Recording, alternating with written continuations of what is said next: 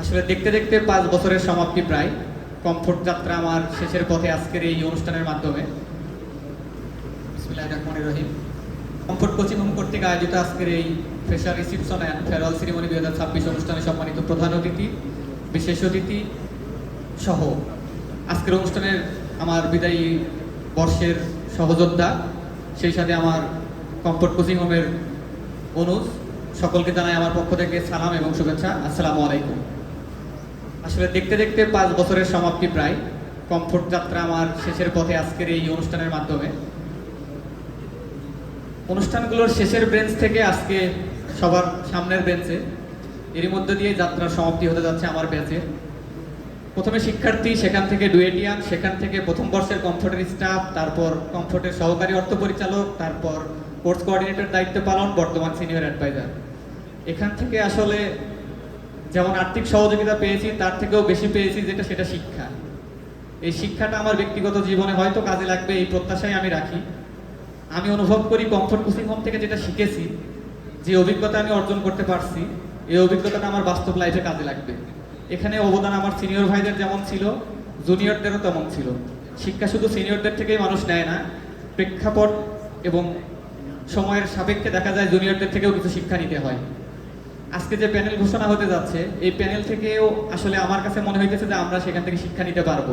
আমি আশা রাখছি নতুন প্যানেলে যারা আসতে যাচ্ছে, দায়িত্ব যেই পাক, তোমরা তাকে সদয়ভাবে গ্রহণ করবা।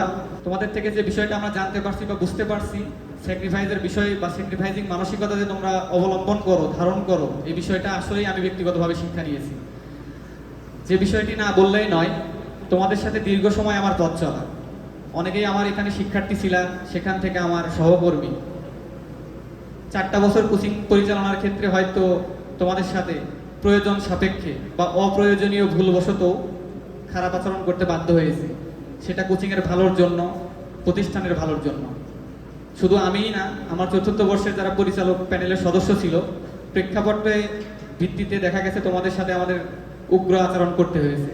এই বিষয়টাকে তোমরা অবশ্যই প্রাতিষ্ঠানিক শিক্ষা হিসেবে নিবা, এটাকে ব্যক্তিগত হিসেবে কখনোই নিবা না, এই প্রত্যাশা তোমাদের প্রতি আমি রাখছি।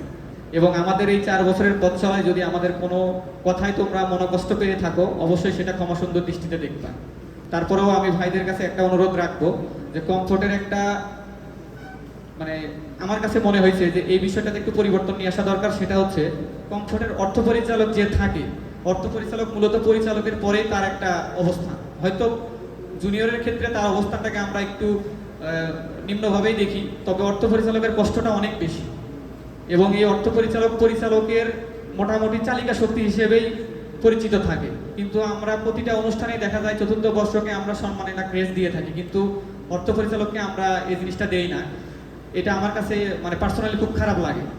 যদি আজকে এই অনুষ্ঠানের মাধ্যমে আমার সম্মানিত বড় ভাইরা এখানে আছেন, এই বিষয়টাতে যদি একটু পরিবর্তন নিয়ে আসা যায়, অর্থ পরিচালকের যে কষ্টটা, এই কষ্টটাকে যদি আমরা অন্তত একটা ক্রেস্টের মাধ্যমে সম্মান দিতে পারি, আমার কাছে মনে হয় সে এই বিষয়টা নিয়ে অনেক বেশি উজ্জীবিত থাকবে। আর প্রথম বর্ষ যারা আসো, তোমাদের ক্লাস নিয়েছি, এখন তোমরাই আমার সহকর্মী। 2 দিন পরে হয়তো কর্মজীবনেও, বাস্তব কর্মজীবন যেটা, সেখানেও সহকর্মী হবা। আমি তোমাদের জন্য অনেক অনেক শুভকামনা জানাই।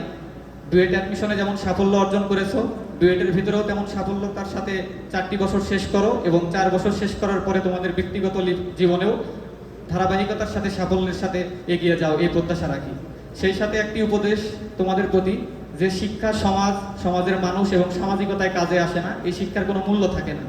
তোমার শিক্ষা অর্জনের উদ্দেশ্য যেন শুধু ব্যক্তিকেন্দ্রিক না হয়, শিক্ষা অর্জনের উদ্দেশ্য যেন হয় সমাজ এবং সমাজের মানুষের জন্য। ধন্যবাদ সকলকে। আসসালামু আলাইকুম।